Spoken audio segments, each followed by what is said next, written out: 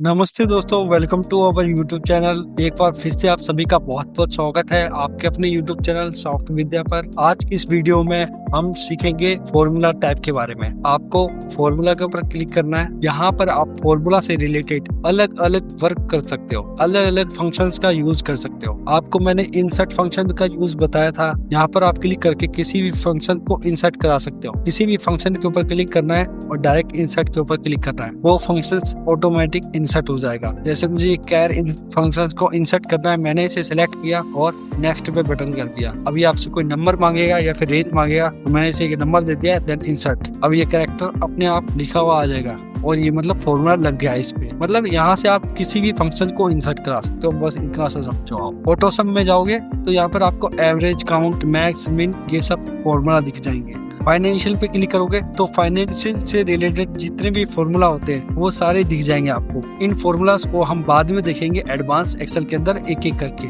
अब बात करते हैं लॉजिकल फॉर्मूला में आप and, if, or, not, xor, true, switch, scan ऐसे फॉर्मूला का यूज कर सकते हो। ये भी फॉर्मूला मैं आपको एक एक करके बताने वाला हूँ। ओके, अब बात करते हैं टैक्स की। टैक्स से रिलेटेड जितने भी फॉर्मूला होते हैं आप यहाँ से find, fix, left, land, lower, middle, upper, proper ये सारे यूज कर सकते हो। अब बात करते हैं टाइम एंड डेट की। टाइम एंड डेट के हेल्प से आप टाइम एंड डेट के अंदर मॉडिफिकेशन कर सकते हो और वहाँ पर फॉर्मूला लगा सकते हो। जैसे आपको डेट लगाना है तो डेट के ऊपर क्लिक करेंगे, डेट की वैल्यू निकालना है तो डेट वैल्यू के ऊपर क्लिक करेंगे। अगर आपको डेज निकालना है तो डेज के ऊपर, 360 डेज निकालना है तो उसके ऊपर, ई डेट निकालना है तो उसके ऊपर। इस तरीके से आप डेट एंड टाइम वाले फंक्शंस का भी यूज कर सकते हो। अब लुकअप एंड रेफरेंस का मतलब क्या होता है? यहाँ से आप कोई किसी भी फॉर्मूला को देख सकते हो और एड्रेस हुआ, चूज हुआ, कोई भी फंक्शंस यहाँ से ड्रॉप, अपेंड, एक्सपैंड, फिल्टर ये सारे फॉर्मूलास लगा सकते हो। अब अगला बात करते हैं मैथ एंड ट्रिग्नोमेट्री की। यहाँ से आप मैथ और ट्रिग्नोमेट्री के जितने भी फॉर्मूला होते हैं वो आप सारे भी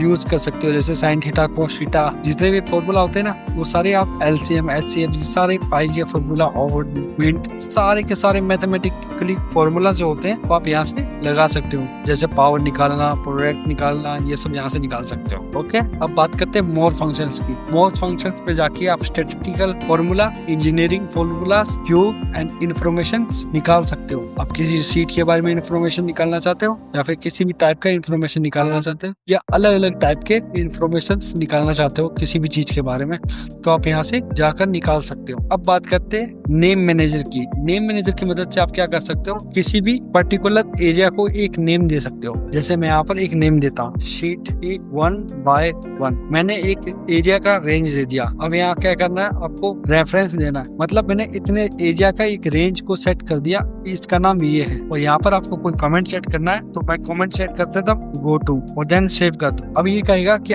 इस नेम है, इसके अंदर कोई स्पेस नहीं आना चाहिए। ओके, तो मैं इसका नाम कुछ अलग देता हूँ, सोनू 78 ये नेम देके देन मैंने सेव कर दिया। अब आप देखोगे जैसे मैं यहाँ पर क्लिक करता हूँ इस एरिया के ऊपर, तो आप देखोगे जैसे मैं इसके ऊपर क्लिक करूंगा वो जो एरिया है मेरा ऑटोमेटिक सेलेक्ट हो जाएगा। मतलब मैंने जो एरिया सेलेक्ट किया था उस एरिया के ऊपर आप देखोगे नेम बॉक्स के अंदर सिलेक्टेड सोनू 78, मतलब इस एरिया का नाम मैंने दे दिया है सोनू 78। ओके, इस तरीके से आप किसी भी एक सेल का नाम भी दे सकते हो और पूरे एक एरिया का नाम भी सिलेक्ट करके दे सकते हो। ओके, अब बात करते हैं शो फॉर्मूला के बारे में। अगर मैंने इसके ऊपर कुछ फॉर्मूलाज लगा रखे हैं इस सेल के ऊपर, तो आप जैसे ही शो फॉर्मूला के ऊपर क्लिक करोगे उसका फॉर्मूला दिखने लग जाएगा। आप शो फॉर्मूला के ऊपर दोबारा क्लिक करोगे तो देखो फॉर्मूला गायब हो गया और सिर्फ आपका नंबर दिख रहा है। ओके, ये देखो अभी आपको यहाँ 2 दिख रहा है। अब मुझे नहीं पता यहाँ पर कौन सा फॉर्मूला लिखा हुआ है, उसके लिए मुझे क्या फॉर्मूला बार में देखना पड़ता है। ओके, तो मैं क्या करूंगा, इस सेल के ऊपर क्लिक करूंगा और शो फॉर्मूला के ऊपर क्लिक करूंगा तो मुझे यहाँ पर लिखा हुआ दिख जाएगा कि यहाँ पर मैंने कैरेक्टर का फॉर्मूला लगा रखा है। ओके, अब बात करते हैं कैलकुलेशन ऑप्शंस के बारे में। यहाँ से क्या कर सकते हो आप? कैलकुलेशन के ऊपर अलग अलग टास्क परफॉर्म करा सकते हो। मतलब जो भी कैलकुलेशन परफॉर्म होती है वो ऑटोमेटिक होनी चाहिए, या फिर आप मैनुअल करना चाहते हो या फिर डेटा टेबल के हिसाब से करना चाहते हो, और या फिर जो भी उसका वर्जन होगा उस वर्जन के हिसाब से आप कैलकुलेशन परफॉर्मेंस कराना चाहते हो। जैसे कि मैं चाहता हूँ किसी भी दो नंबर को सम करना। ओके, जैसे मैं एंटर प्रेस करता हूँ, जैसे मैं एंटर प्रेस करूँ तो क्या हो, वो दो नंबर सम हो जाए। अब क्या ये दो नंबर सम नहीं हो रहे तो मैं इसे क्या ऑटोमेटिक कर सकता हूँ। ऑटोमेटिक करने से क्या होगा, ये दो नंबर ऑटोमेटिक सम हो जाएंगे। ओके, इस तरीके से आप कैलकुलेशन के ऊपर भी क्या कर सकते हो, अपने परफॉर्मेंस करवा सकते हो।